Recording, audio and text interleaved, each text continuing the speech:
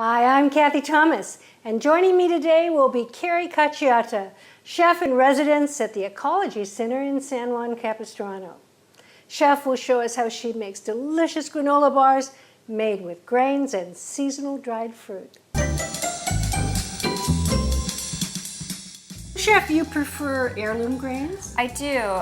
The flavors and textures are a lot more interesting with heirloom, and I think the neat thing too is that there's more and more farmers that are growing them locally as well. And you toast them? I do. So I start toasting them, and that also kind of deepens the flavor up a little bit. And with this specific recipe, the grains and the nuts are toasted together. I also included the spices, just as you maybe toast the spices on a pan. I included those in with the grain. And it's toasted in the oven. Let's get it out. Okay, perfect. So that looks great. We've got the dry ingredients toasted. The wet ingredients we just are going to warm up so that they combine and the sugars melt. I'm using a local honey. This is honey that comes from rescue hives. Brown sugar's going in as well. And that looks like dark brown sugar. It is. The vanilla, a nice quality unsalted butter, and some sea salt.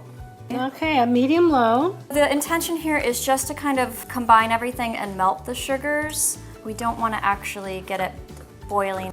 And why do you like to make your own granola bars? A few reasons. I think it's a fun vehicle for those heirloom grains that we were talking about. It's also one of those things that a little planning can get you through the week. You know, on a Sunday afternoon, if you have a little opportunity to do something like this, you can take them with you, put them in your kids' lunches, that sort of thing. It's a good way to kind of cut back on some packaging waste. If you're making them yourself, there's not 10 packages that you're tossing out into the trash. We can go ahead and bring this in to the dry. It's really not a complicated recipe. I think it's something that children could help with. Definitely, and if you've made granola, it's just kind of one step further than that.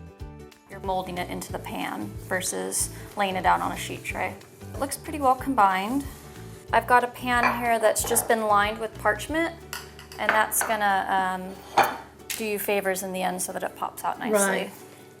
Here, I'm gonna bring in my dried fruit. For this recipe, I decided to do apples and figs. If I didn't have access to heirloom grains, I could get my grains from those big bulk Exactly, bins. and those bins too, you know, it's always kind of fun. I'll bring in my own jars, so I'm not even having to use those plastic bags. And then, since this is all kind of warm spices and a little sweet, I wanted to bring in some citrus zest just to kind of brighten it up a little bit. Great idea. Because I can't help myself, I have a little ginger here too. Oh, I like that, Chef. I like that idea. Just finished folding that all together, and then we can get into our prepped pan here. And I prefer like a thicker bar, so I tend to use a smaller pan. You can lay this out a little bit thinner if you wanted to as well. So there's a little trick too when you're patting this down. If you just wet your fingers a little bit, then it'll keep everything from sticking to your fingers too. So this is ready to go into a 350 oven. For about how long? I'd say you want to keep it to be a light golden, so about 25 minutes is about right for you. All right, here we go. Okay, so I have a batch here that we baked off a little earlier, and thanks to our parchment, we can just pop it right out of there. Handy dandy. Yeah, so after this cools for a little while, it'll be easier for you to cut. So I'm gonna kind of cut them into little squares here. So these guys are all ready to share now. And you brought some special wrapping. As we were talking about, one of the neat things about doing a recipe like this yourself is to kind of cut down on packaging waste. There's a neat little product here, it's called beeswrap. It's made out of an organic cotton and beeswax, and you can reuse it for about a year. It seals up with the warmth of your hands. And do you wash it between use? You do, cold water, and then you're set to go again. So it's something that can seal to bowls, can seal to bread, you know, you can put cheeses in it, but that way too, again, you're kind of keeping things as sustainable as possible. That's just terrific. Thank you, Chef, so much. Of course, yeah, that was fun. Here's a quick tip from Melissa's. Dukkha is an irresistible topping made from nuts, seeds, and spices.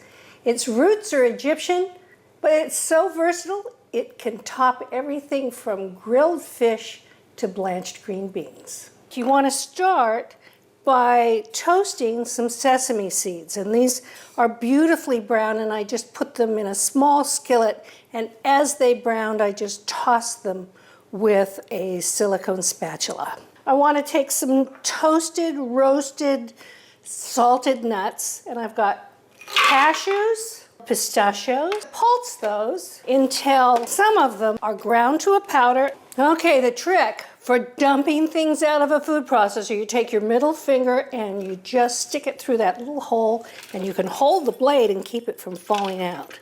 In go the sesame seeds, ground cumin, ground coriander, and some salt. But the amount of salt depends on how salty the nuts were. Just stir this together. Oh, it smells so delicious. This can go on top of cheese. It can go on top of sliced tomatoes, grilled vegetables. One of my favorites is roast chicken. But today it's going to go on some lovely green beans. And these green beans have been blanched until they're tender crisp and then tossed with a little extra virgin olive oil. And on goes the dukkha. It's delicious. The fruit and vegetable aisles are filled with so much potential. Try something new. Have an adventure.